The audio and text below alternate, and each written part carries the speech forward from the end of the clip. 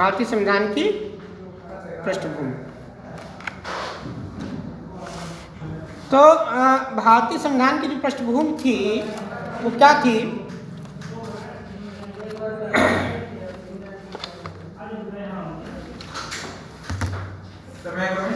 Yes. तो भारतीय संविधान की जो पृष्ठभूमि थी ये थी कि जब 26 नवंबर 1949 को भारतीय संविधान बनकर तैयार हुआ, तो 26 नवंबर 1949 की बात हम कर रहे हैं जब अंगीकृत किया गया संविधान। तो उस दिन क्या हुए थे, जो है अनुच्छेद 394 को मिलाकर 16 अनुच्छेदों को लागू कर दिया गया था, और शेष जो है अनुच्छेद 26 जनवरी 1950 को जो है लागू किए गए।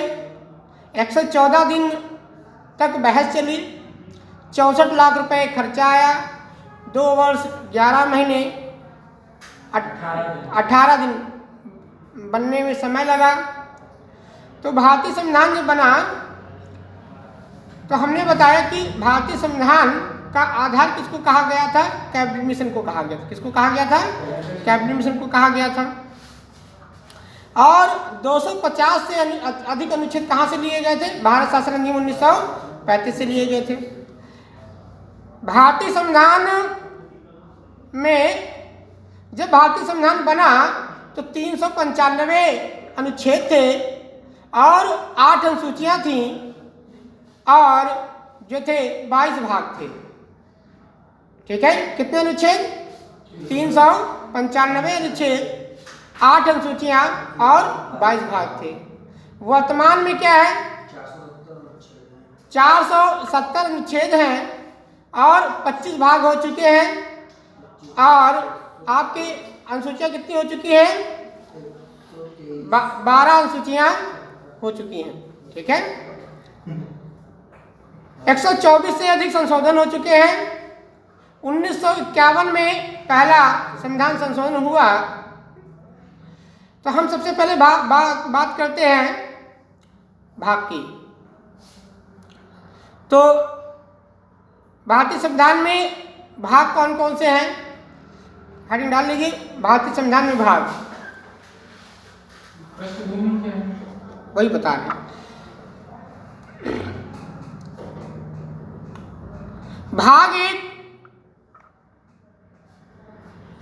भाग एक अनुच्छेद 1 से 4 संघ और उसका राज्य क्षेत्र।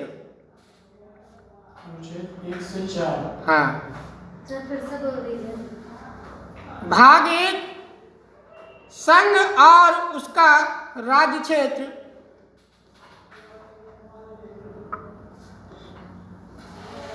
पहले विस्तार से 22 भाग सुन लो, उसके बाद बताते हैं। ठीक है,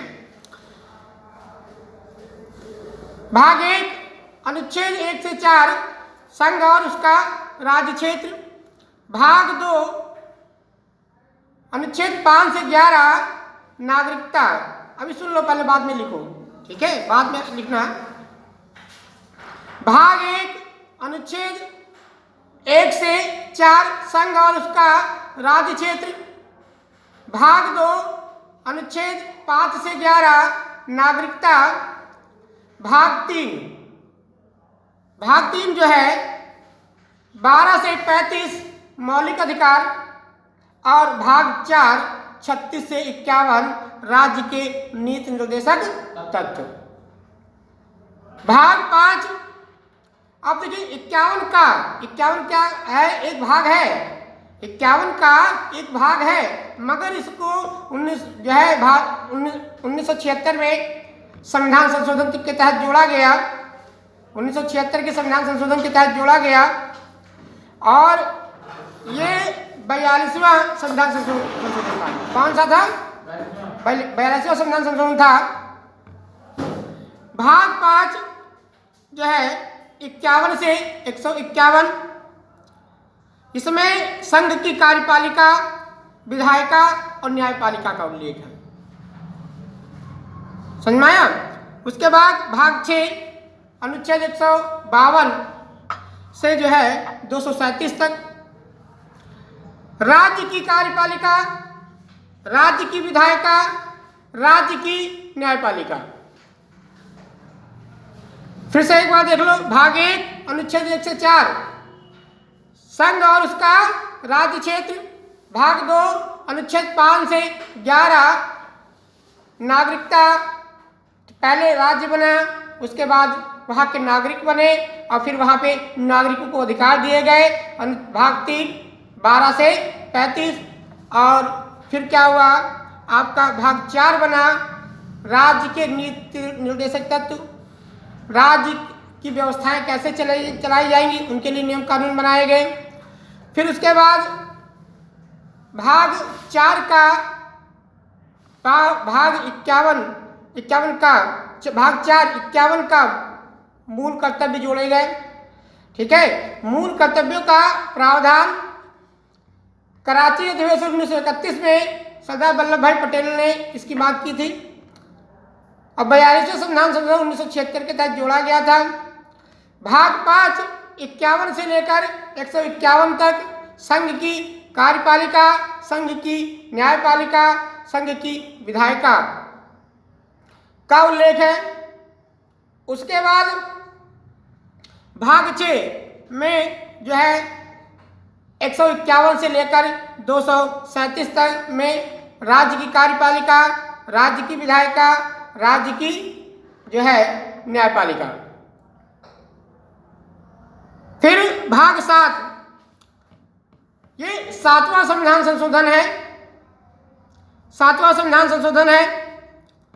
पहली अनुसूची के भाग का के राज्य है जिनका प्रावधान किया गया है। भाग 8 संघ राज्य क्षेत्र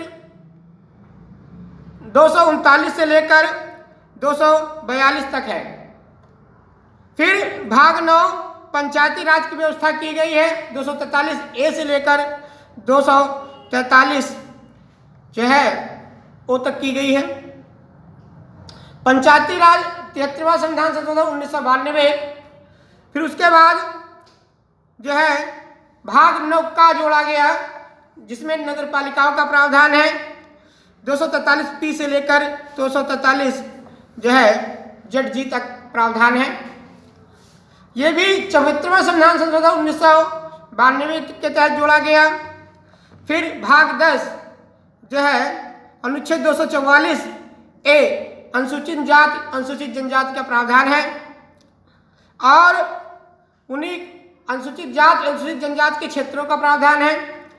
फिर भाग 11 संघ और राज्य के मध्य संबंध, संघ और राज्य के मध्य संबंध अनुच्छेद 245 से लेकर अनुच्छेद 200 जो है तो आपके 63 तक है।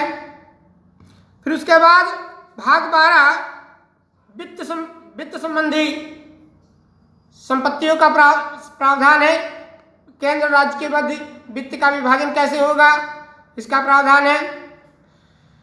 फिर भाग 14 संघ और राज्य के अधीन सेवाओं का उल्लेख है और भाग 14 का में जो है अनुच्छेद 308 से लेकर 323 तक संघ एवं राज्य के अधीन सेवाएं हैं।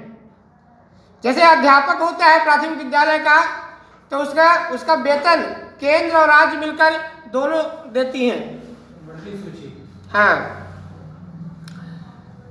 अब भाग जो है 14 का में अनुच्छेद 323 ए से लेकर 323 तक बी तक उल्लेखित है। इसमें अधिकरण का प्रावधान है। उसके बाद भाग 14 का 323 ए 323 बी अधिकरण है। 42वें संविधान संशोधन 1976 के तहत इसको भी जोड़ा गया। उसके बाद जो है भाग 15 में निर्वाचन आयोग 324 से लेकर 329 तक प्रावधान है कि राष्ट्रपति का निर्वाचन, उपराष्ट्रपति का निर्वाचन, प्रधानमंत्री का, लोकसभा का चुनाव, विधानसभा का चुनाव कौन कराएगा? निर्वाचन आयोग कराएगा। उसके बाद भाग 16 में अनुच्छेद 30 से लेकर 342 तक का प्रावधान है। इसमें कुछ वर्गों के लिए विशेष उपबंध है, जैसे पिछड़ा वर्ग के लिए, अनुसूचित जनजाति के लिए और अल्पसंख्यकों के लिए विशेष प्रावधान है। उसके बाद भाग 17 343 से लेकर 351 तक जो है राजभाषा का उल्लेखित प्रावधान है। 22 भाषाओं का प्रावधान है, राष्ट्रीय लिपि का प्रावधान है। और उसके बाद अनुच्छेद 52 से लेकर 360 भाग 18 आपातकाल का उपबंध है। भाग 18 आपातकाल का उपबंध है। 352 राष्ट्रीय आपातकाल, 356 राजकीय आपातकाल, 360 वित्तीय आपातकाल। पूछा जाएगा आपातकाल का उपबंध किसमें है, तो प्रावधान भाग 18 में। फिर उसके बाद भाग 19 361 से लेकर 367 तक प्रकीर्ण किया गया है। और भाग 20 अनुच्छेद 368 संविधान संशोधन।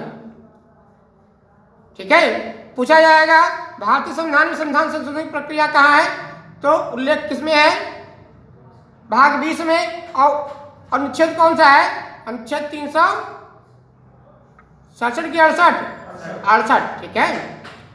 फिर भाग 21 अनुच्छेद 369 से लेकर 392 तक अस्थायी संक्रमणकालीन और विशेष उपबंध। उसके बाद भाग 22 अनुच्छेद 393 से लेकर 395 तक जो है प्रारंभ में हिंदी में प्रतिष्ठित पाठ। ठीक है, इस प्रकार से पूरा संविधान इसी तरह से विभाजित है।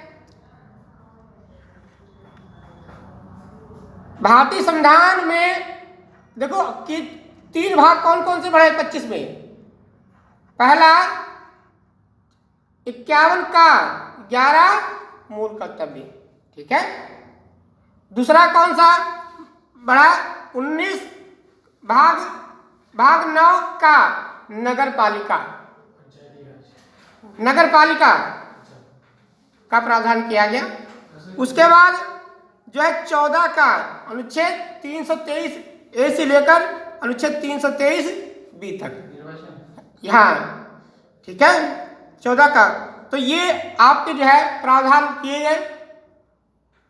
तो अब इनको मिला के क्या हो गए, भागों की संख्या कितनी हो गई, 25। ठीक है, 22 तक बताया। ठीक है। नहीं, मूल जो है कितने 22 ही है, और जो है मूल 22 ही है, परंतु अब 3 में जो बढ़ गए इनको मिला के कितनी संख्या हो गई, 25 हो गई। क्लियर, लिखिए। 9वां जो है वो पंचायती राज है। हाँ,